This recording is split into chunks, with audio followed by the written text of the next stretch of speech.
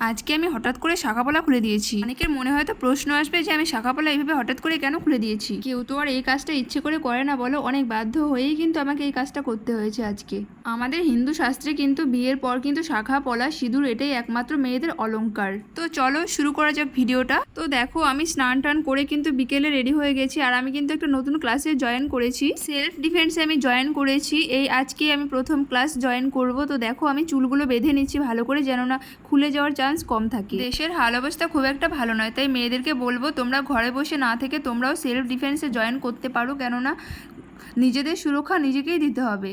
আর এই টি শার্টটা কিন্তু আমি গতকালকে মল থেকে নিয়ে এসেছি, আমার বর আমাকে কিনে দিয়েছে। টি শার্টটা অ্যাকচুয়ালি এটা লেডিস টি শার্ট নয়, এটা হচ্ছে জেন্টস টি শার্ট। আমি কোনো টি শার্ট পাচ্ছিলাম না, তো দেখো আমি জেন্টস একটা টি শার্ট নিয়ে নিয়েছি, এটাই আমার কমফোর্টেবল ফিল হচ্ছিলো। তো দেখো সাথে আমি একটা প্যান্টও নিয়ে নিয়েছি। আমি কিন্তু একদম পুরোপুরি রেডি হয়ে গেছি। এবার হচ্ছে আমি শাখাগুলো খুলে নেব। অ্যাকচুয়ালি শাখাগুলো আমি কেন খুলেছি জানো? সেলফ ডিফেন্সে যারা ক্লাস করো তারা অবশ্যই জানবে যে চুড়ি টুড়ি পরে এইসব ক্লাস করা যায় না। আর আমার টিচারও কিন্তু আমাকে বলে দিয়েছিল যে হাতে কোনো চুড়ি পরে আসবে না, তাহলে কিন্তু সেগুলো ভেঙে যাওয়ার চান্স থাকবে। আমার কিন্তু মন একদম চায়নি এগুলো খুলতে, কিন্তু কি করবো বলো, আমাকে ক্লাসটা তো করতে হবে, যার জন্য আমাকে এগুলো খুলতেই হবে, কিচ্ছু করার নেই। আর আমি কিন্তু আমার বরের পারমিশন নিয়েই আমি শাখা পলাগুলো খুলেছিলাম। আমি আমার বরকে বলেও ছিলাম যে আমাকে স্যার বলেছে এই শাখা পলা পরে না যেতে, তাহলে এগুলো ভেঙে যাবে।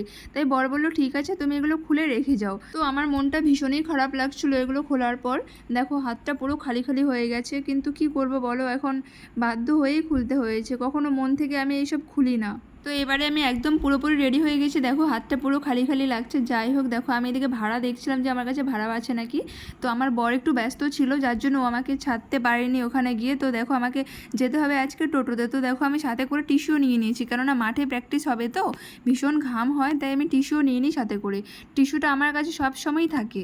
আর সত্যি কথা বলতে আমার বড়ও কিন্তু ভীষণ একজন সাপোর্টিং মানুষ, আমাকে ভীষণভাবে সাপোর্ট করে। বিয়ের আগে ভাবিনি যে এতটা সাপোর্টিং হবে, তবে এখন দেখতে পাই আর কি। তো এখন সামনে থেকে দেখি বুঝি জানি যে মানুষটা এত ভালো কি করে হতে পারে, এত ভালো কি করে হতে পারে। তো যাই হোক, তাকে আমি পেয়েছি, এটাতেই আমি ধন্য।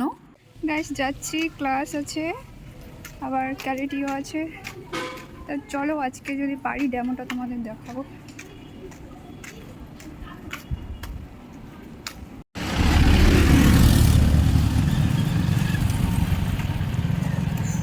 পুরো হাঁপিয়ে গেছি বাপরে, রাস্তায় উঠে একটা টোটোও পেলাম না। রোদ কাকে বলে।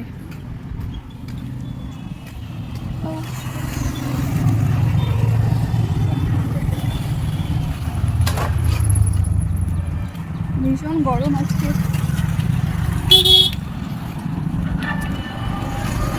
রাস্তা তো ভীষণই জ্যাম, আর এই রাস্তা বরাবরই জ্যাম থাকে। তো চলো ক্লাসে গিয়ে দেখা হচ্ছে। আর আজকে কিন্তু আমার দুটো ক্লাস ছিল।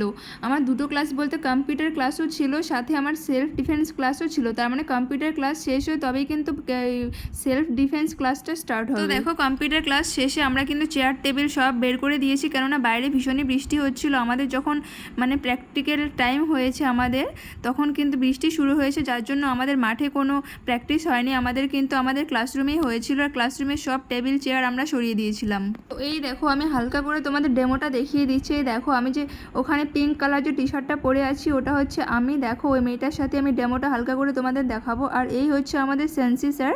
তো স্যার আমাদের ভীষণ কেয়ারিভাবে আমাদের বুঝিয়ে দিচ্ছিল যে কিভাবে কি করতে হবে না হবে, যেহেতু আমাদের প্রথম ক্লাস আজকে, তার জন্য খুব অসুবিধা হচ্ছিল। স্যার আমাদের ভীষণভাবে হেল্প করছিল যে কিভাবে কি করব না করব। আমি তো ভীষণ একদম নার্ভাস ফিল করছিলাম ওখানে গিয়ে।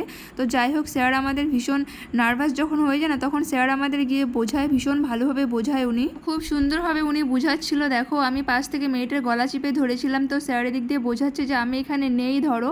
তো তোমরা তখন ওই মুহূর্তে একটা কেউ এসে অ্যাটাক করলে তোমরা কি করবে, তো সেরকম আমাদের শিক্ষা দেওয়া হচ্ছিল যে তোমরা কি করে কি করবে না করবে।